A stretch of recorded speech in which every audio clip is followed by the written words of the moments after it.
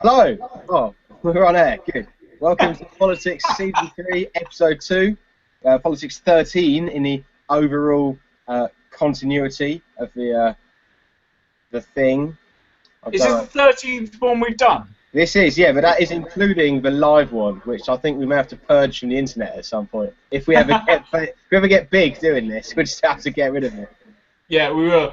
Seriously, just get rid of that whole thing. Was it 2.5 hours of just utter tripe? Oh yeah, it was 2.5 hours of us going to the loo, essentially. That's what it was. Yeah, it was definitely the most drinking we've ever done on an episode, so I'm not sure what to make of that. Anyway, as you pointed out, well, would you like to reveal the reason why we're now on Season 3 and the associated things to do with that coming up?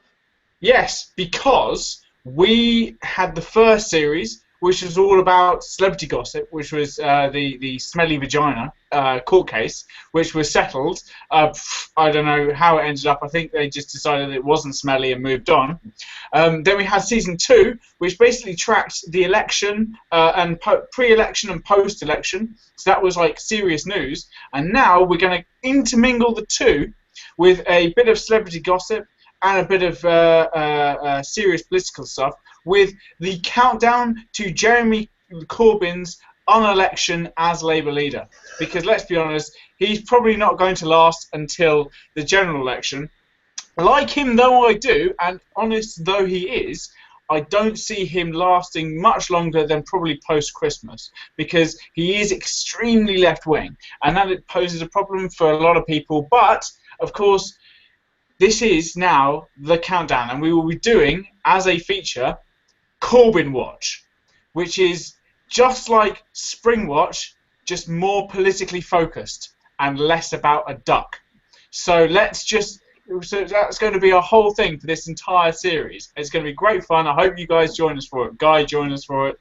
Whoever's watching joins us for it. Well, on the subject of that, we have got a shout-out to give, because we've got our first watcher, viewer, listener, audience member. I don't know if they're watching live, but they have left a comment on the video. Now, I wasn't aware this was a competition we were running, but it turns out we were. And the winner is Mr. Paul Williams. He hasn't subscribed, so never mind. But our first listener, and you're already abusing him. No, I just wanted to say thank you very much, Mr. Paul Williams. He left a couple of comments on a few of the videos. I don't know if he's been binge watching them, sort of like Netflix and chilling sort of style. I mean, I dread to think, because I imagine if you watch this show on like a binge, you could start off as sort of Andrew Marr, sort of like really informed on politics, and by the end of it, your knowledge level would have taken a complete nosedive. You wouldn't have a clue what's going on. He's just some sort of bumbling buffoon like us two, so sorry about that, Mr. Williams. But I have a bit of a confession to make. He just said love the channel and also complimented my choice of tank top. So I was pretty over the moon about that. But, yes. I know who he is. All right. Yeah, he's a friend of mine on Twitter. We met through some mutual friends, and he wine and dine him like Terry Tibbs. Sorry? Did you wine and dine him like Terry Tibbs? No, but he is a really good bloke. He's on Twitter. I'm trying to remember. I'm trying to just quickly find his Twitter handle. It is at LLACIAWN. At ALLANCIAWN. So I think it's Welsh. But yeah, he's top quality guy. Really nice bloke. Thank you very much. What we should do, this is another feature I've just decided on. I'm trying to find a pen. He's trying to find a pen to write all these features down. No, because what you need to do is write out at some point like hashtag in the Twitter handle so we can like hold it up to the screen. And then I'm doing this for our other feature. So if you just say something. Well, like just talk randomly for just you know seconds, something. You write this thing down. Yeah, no, that's fine. I'm quite happy to talk. That was extremely natural. Anyway, on to our first feature of Corbyn Watch. 17 days since the election, sort of Big Brother style. Yes, 17 days. 17 days. In fact, it's 18 days since we last did a podcast. Yeah, it's true. But anyway, 17 days on Corbyn Watch. What's he been up to? Well, he's been a busy old bee. Yep. Beaver. And seeing as how you take it, he's elected he's chosen his shadow cabinet, and depending on which way you lean, whether you lean further to the left or further to the right, he has either too many women on too many women on his shadow cabinet, or too few women on his shadow cabinet, depending on who you thought was right. And to be honest with you, I think at 50%, he's probably got about the right number of women to men, because that is the definition of equality. If you have 50% women and 50% men, that's it. You don't need any more women, you don't need any more men. That is equality in its finest form. So why people are complaining about his shadow cabinet, I've got no idea. Well, don't forget, it's one thing that Twitter has proved is that people will complain about literally anything. Like, yeah. Like, I'm not saying that I don't like Great British Bake Off, but some of the sort of like, I didn't even realise you could be a baking ideologue, but some of the sort of ranting and raving you see on Twitter, you would think that it was like Hiroshima or something, like people get so angry about it. You would think like Russia had invaded another European country. Like, No, because they didn't invade Ukraine, remember? Because someone asked Putin if he'd invaded Ukraine, and he said no, he hadn't. And why would he lie? Because he's a politician. Oh, that's a very good point, actually. I hadn't thought about that. But going back to Corbyn Watch, that leads us quite nicely back onto Corbyn Watch. It's the fact that, yes, fine, politicians lie. Politicians, they broker agreements. They do deals behind the electorate's back. But Corbyn's trying to prove that he's not as left-wing as possible by trying to create the most democratic society possible and trying to create a democratic Labour Party. And then he's going to move that into what he would imagine, hopefully, will be his government. So he's actually done, so far quite well. I mean, what he's done is in his shadow cabinet, he has chosen people who disagree with him on fundamental policies, and so therefore he can sit there and have these discussions, have these open debates, have these democratic discussions regarding these policies and where the Labour Party is going to go next. So I think, I mean, don't get me wrong, I don't think he's going to be around by the next election, but he's doing something. When he was first put on the ballot for the Labour leadership, he was there to widen the debate. I mean, he's doing that as leader of the opposition, which can only be a good thing. Do you think he might be the world's most cynical man, and what he's actually doing is getting a nice range of views? So that whenever anyone criticises the government, let's say he gets elected, people always criticise the government, saying like, oh, you haven't considered a wide range of views, like, especially when you get the sort of accusations there with a bunch of like white, aging, balding men from Eton or something like that. So like, all he needs to do is go one step further and get like Putin to be elected as MP for somewhere, a nice Labour, stronghold, somewhere in the north, and then he's literally got the entire range. If he has Putin on one hand, and then I don't know, George Bush Senior he becomes a Labour MP for somewhere else, then literally anything that gets discussed, Corbyn can turn around and say, well, we did consider all views in the government, but we thought this was the best one. Like, he might be like an absolute tactical genius. But you got to remember, the thing is, when you say Putin on one side and George Bush on the other, you've got to look back and just think, actually, they're both as right wing as each other, in my view. I'll be honest. I wanted to make that joke better by naming someone really left wing, but I can't remember who the premier of China is. So my complete lack of knowledge ruined the joke. So sorry about that. Matt, I don't know why I bother sometimes. Sorry. Podcast. I know how informed you are about Chinese politics. I actually don't know either, but I think even Karl Marx would have been a funnier suggestion. Fair enough. Despite the fact Karl Marx is dead, but I think Corbyn's trying to get all the range of views in there, and I think it'd be interesting to see sort of where where the Tories, being the government, being the party in power, take us as a nation now forward, because a lot of people are thinking, well, does Labour's lurch to the left in electing Jeremy Corbyn mean that Tories will occupy more of the centre ground, or will mean that they are more likely to move towards their slightly more fundamental right-wing roots? And my view is that they will move further to the right. I mean, I think more to the point, they'll be exposed for moving that far to the right with the privatisation of the NHS, I reckon I wouldn't be surprised if by 2020 we'd seen a privatisation of the armed forces as well. They just want to move everything into the private sector so that when they leave, the next government come in, they can blame the next government for everything that they've done wrong. That's a very right-wing approach. It's a very Tory way of dealing with problems. So it will be interesting to see sort of where everything moves from now, with Jeremy Corbyn being such a lefty, being leader of the opposition. I think similar but different reasons.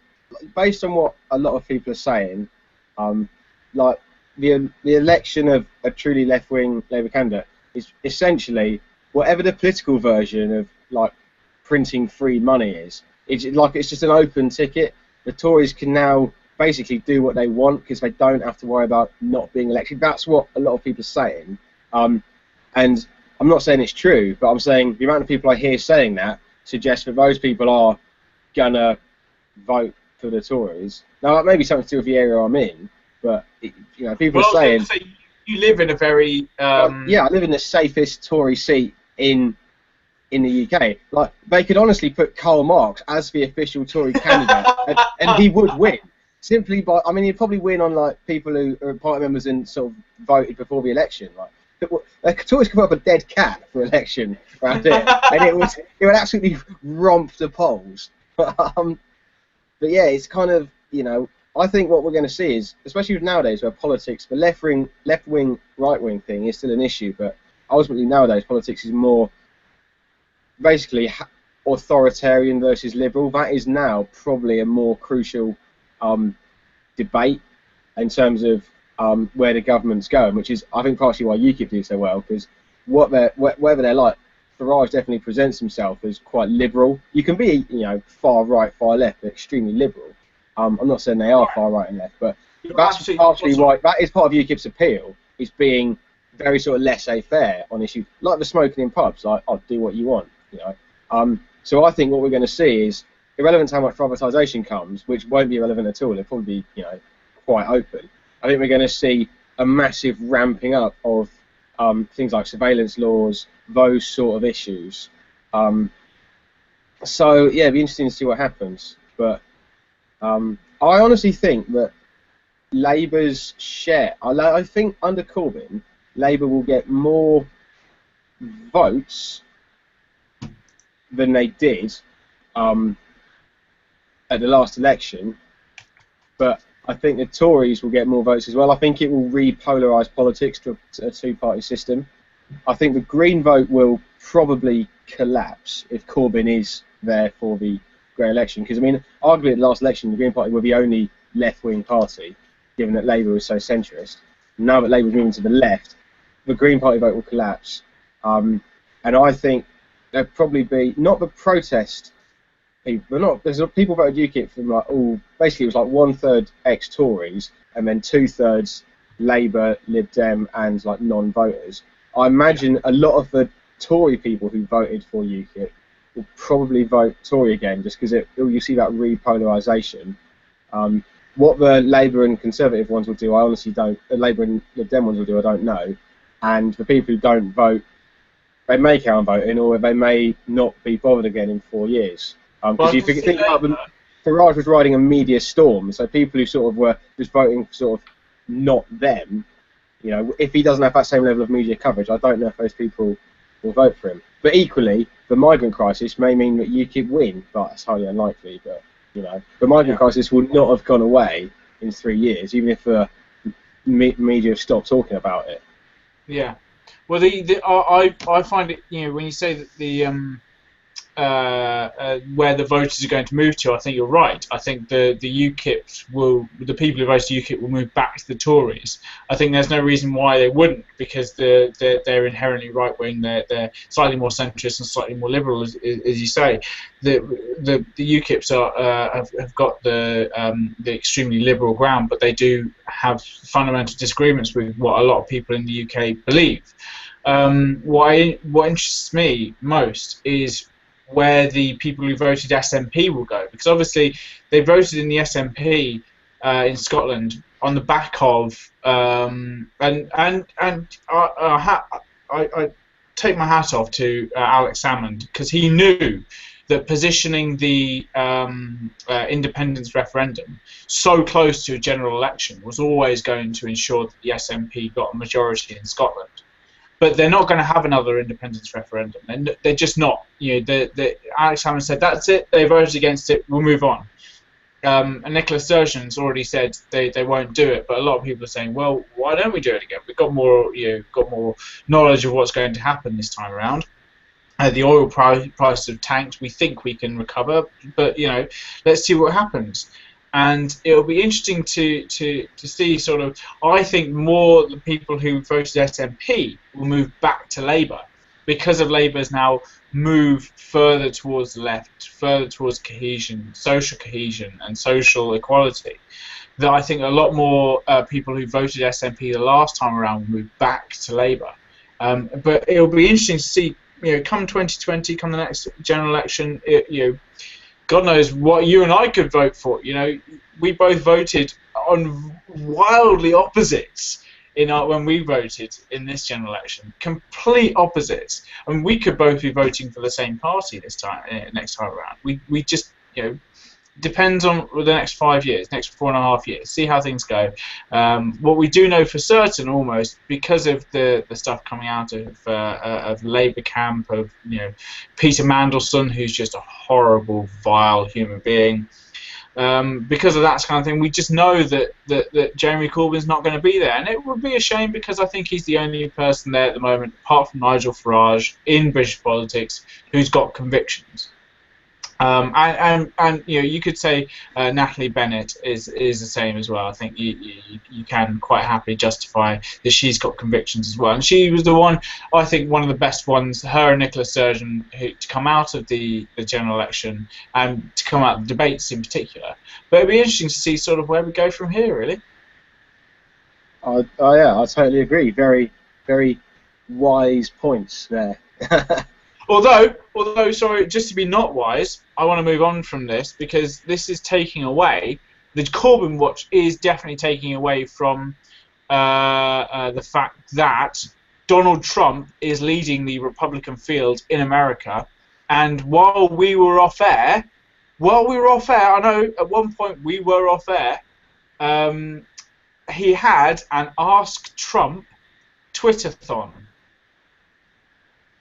That is big news. I didn't even know about this Ask Trump Twitter-thon. I mean, I was aware, but he is literally outing himself as Boris Johnson on steroids. The man appears to make so many gaffes. He is completely gaff-proof. Like, it is a remarkable skill.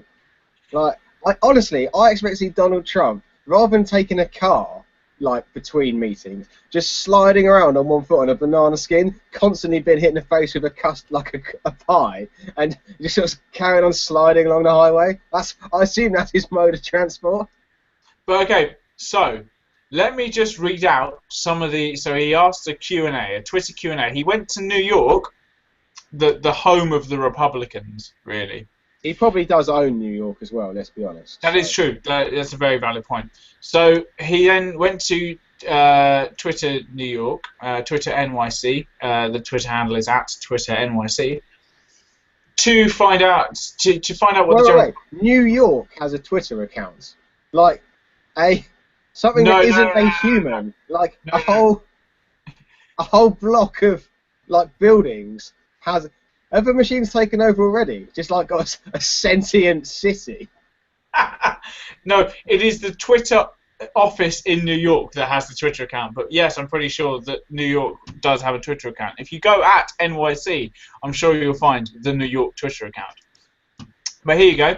Here is a few questions that were asked in this very serious question and answer session on Twitter.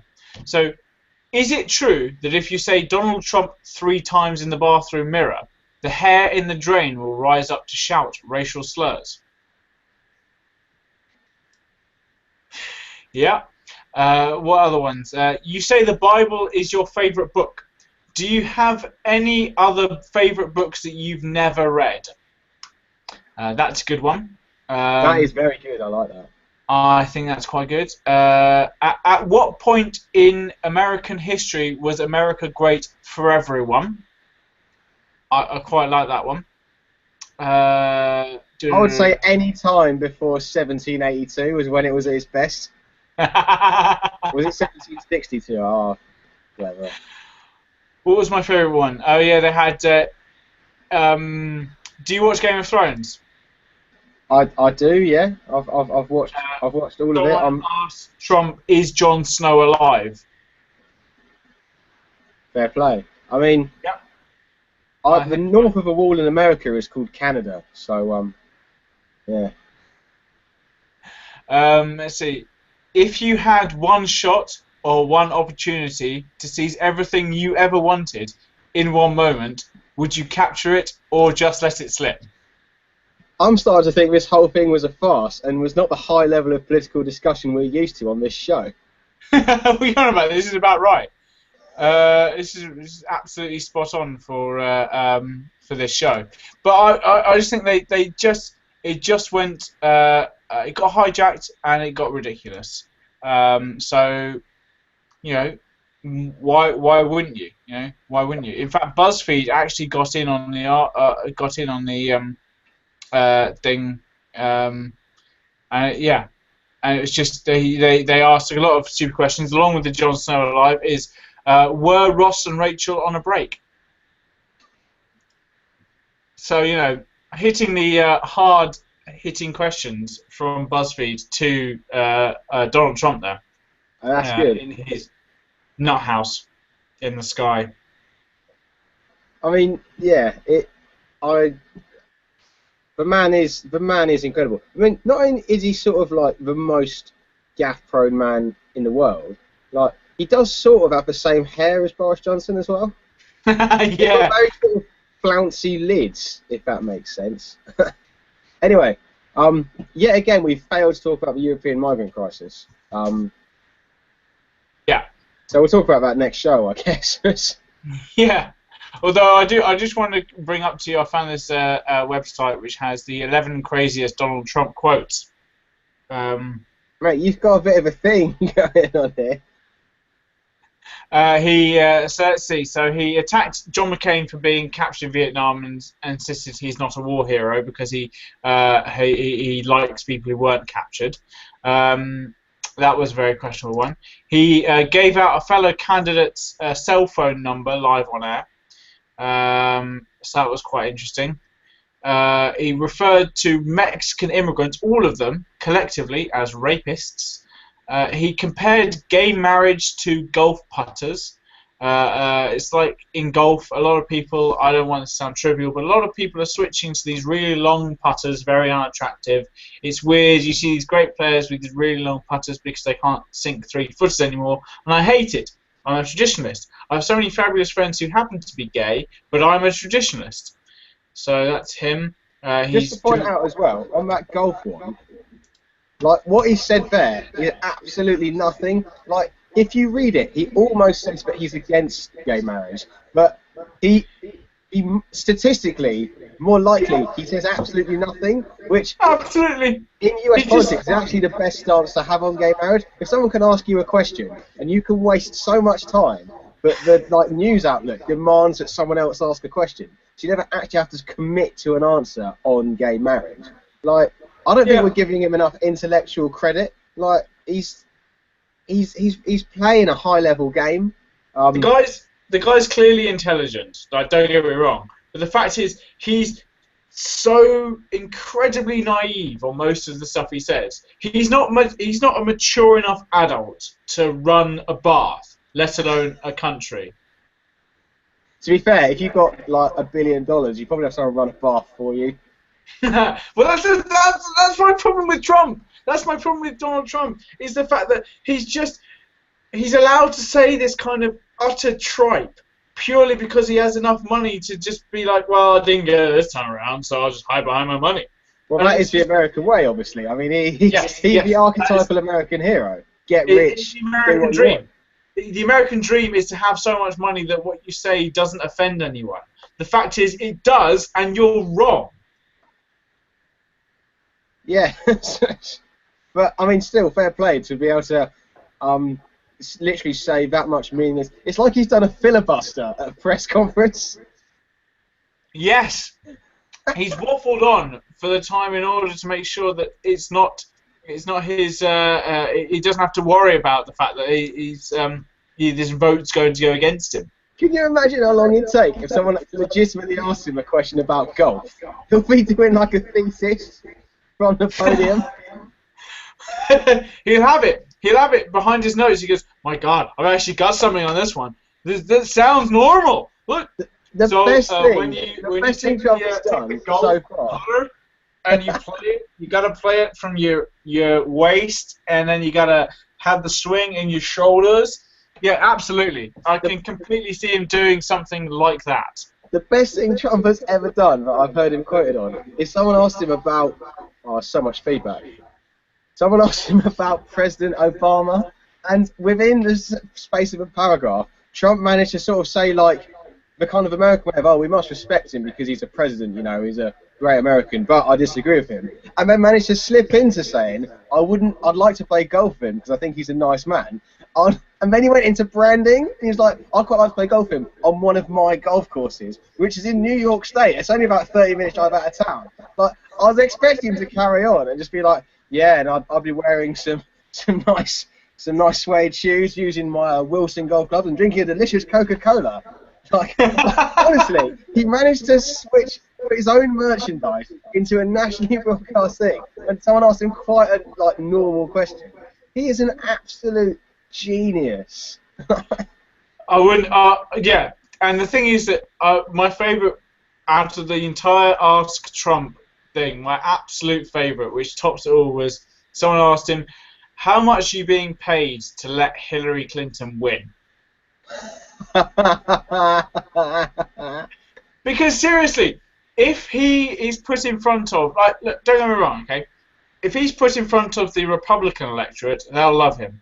The right-wing conservative values of the Deep South will absolutely lap up everything he says, and he will quite happily say, Mexicans are rapists, and everyone should have a gun. Your daughter should be protected from guns and violence by giving her a gun and committing more acts of guns and violence and all that kind of thing. They'll love it. They'll think it's that red-blooded, incestual, primal requirement of all the Deep South Americans to own a gun and to be a Republican. And he'll pander to that so well. The problem is, the Deep South is that much of America out of that much of America. And when you expose something that this lot believe in to the rest of America, you realise very quickly just how totally insane that thinking is. And I would love him to be voted in as Republican nominee for the White House, because there is no way in living memory he will ever be actually elected. Everyone will think, you're insane. Even the Republican South will think, you're slightly insane, because we're looking at everyone else's reaction to you and thinking, yeah, maybe not so good. Maybe, or he might win, so, things are run of us. Anyway, you've lived in Florida. Hang on, you've lived in Florida, which is a Republican state. No, Florida is the swing state. And also, because it is the most populous swing state, so it's kind of like the one that often decides the election. I'm not just saying that to big up Florida because I'm a fan of it. Like, legitimately, it came down to Florida for Bush's election, and I think it is the most populous swing state. So yeah, but at that point, Jeb Bush was governor and fiddled the votes. So Well, it's a bit of mate, we don't have very good lawyers on this show. And by very good, I mean any. So, yeah. Jeb Bush, you want to come on the show? I mean, it's not like you're going to be busy after the Republican nominee gets announced, because that'll be Trump. So, we'll have quite an empty diary. Right, should we go on to celebrity gossip? We must, yes. The main celebrity gossip, we need to wrap this up, because you need, and I need to hit the hay. Yeah. Top Gear, no, Gear Knobs, which is the Amazon Top Gear thingy with Clarkson and the people, is meant to start filming very, very soon. So, I mean, I don't want to give anything away, but I think there's going to be a lot of cars on it, so spoilers. There confirmed 2 cars in the first episode. That's good. I mean, they've got a bigger budget now, so imagine one of them will be like a Ferrari, and the other one will probably be the lunar landing module. So yes. Well, in fact, they have a £160 million budget. So I'd imagine that whilst in Top Gear and BBC, they borrowed the cars off various manufacturers in order to do everything they did with them. We just wrote to them and said, we're Top Gear, we're the biggest television series in history. You will give us a car. They generally, apart from, I think a couple of times they said no. I want to say Dodge said no. For the American one, they didn't give them a Dodge Charger. And who's the one? Bentley said no at one point. Was it Rolls-Royce Wraith, Mercedes S-Class, and Bentley Mulsanne was the one that wasn't there. So twice people said no to Top Gear. This time around, rather than sort of write to car manufacturers and say, oh yes, I want it, they're actually just going to go out there with £160 million and buy the cars. Rather than sort of faff around, they're just going to go out there and purchase the cars and just go, yeah, we own these, so we can do whatever we want with them, which would be great. It'd be that is a lot. But then 160 million is a lot of money, even for Amazon, who don't have to, waste too much money on tax to put up. So, yeah, that's all the tax. That's all the tax they've avoided in the UK in the last year. Do you reckon the head honchos though are just playing them? And like the old sort of 1,500 quid challenges, or how quick can you get to, the Alps? Is it quicker to drive or to fly and take the train? Do you reckon the challenges will be on a regular basis? How quickly can you deliver some parcels from HQ following houses? Yeah, absolutely. One of the most expensive delivery drivers in the world. They famously made fun of the BBC when they were funding Top Gear. When BBC was funding Top Gear, when BBC was doing everything with Top Gear, they famously made fun of it. The corporation, they consistently took the mick out of the BBC. So I genuinely wouldn't be surprised if they did it with Amazon. I think it would be great fun. Them turning up first day and said, "We just bought this car for 1,500 quid, brand new, didn't pay any tax for it." Yeah, it's older than 1967, so we don't have to pay any road tax. Yeah, absolutely. No, I genuinely can see them doing that. I think because they're such imbeciles. Yeah, that's a good idea. Yeah. They ensure they don't have a steady paycheck. These guys. And the other big celebrity news, which I kind of am hesitant to talk about, because I don't want to sort of make fun of this, because I would imagine this is quite upsetting, but Jeremy Kyle is getting divorced. Now, I don't want to make jokes about a divorce, because it's kind of like, I don't know, it just doesn't seem right.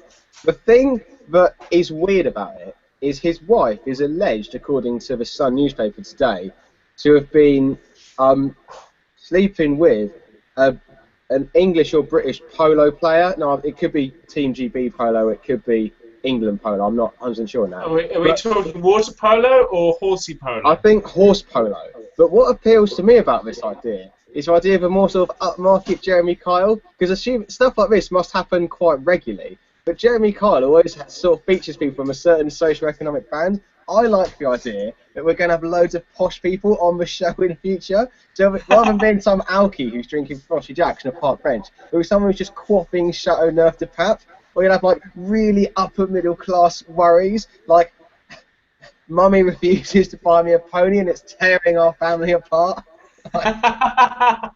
Wait, so I just want to bring in Annabelle. You got a We got our moment? first guest on the show. Brilliant. Just quickly. I want to see my sister's reaction to this news because it'll probably be worth videoing. Come on in. Just quickly. This is my sister Annabelle, everyone. Blakey, will you just inform Annabelle of the current level of celebrity gossip we're on? Annabelle, give you. What about Jeremy Kyle and his missus? They're going through a divorce, and she's alleged to have been sleeping with a polo player. Oh, whatever makes her happy. Fair enough. I mean, the initial bit there of is kind of a reaction we get to this show, really. So, you know they've done another episode. Yeah, that's about right. Yeah, fair enough. Yeah, upper class Jeremy Kyle. I think there's a future in that. No, I think middle class Jeremy Kyle to begin with. Mummy refuses to use the best china for Sunday lunch. And it's tearing our family apart. Oh dear. Yeah, it's pretty good. Anyway, that's all for this week. Next week we will definitely talk about the migrant crisis. Because I don't know how we've managed to avoid the biggest news of the last 5 years, like so effectively for so long. Simple, mate. It's us. It is. We're just not very good hosts. And we had some serious celebrity gossip to talk about. Yes, we did. Yeah. Anyway, thank you very much. Shout out to all our viewer.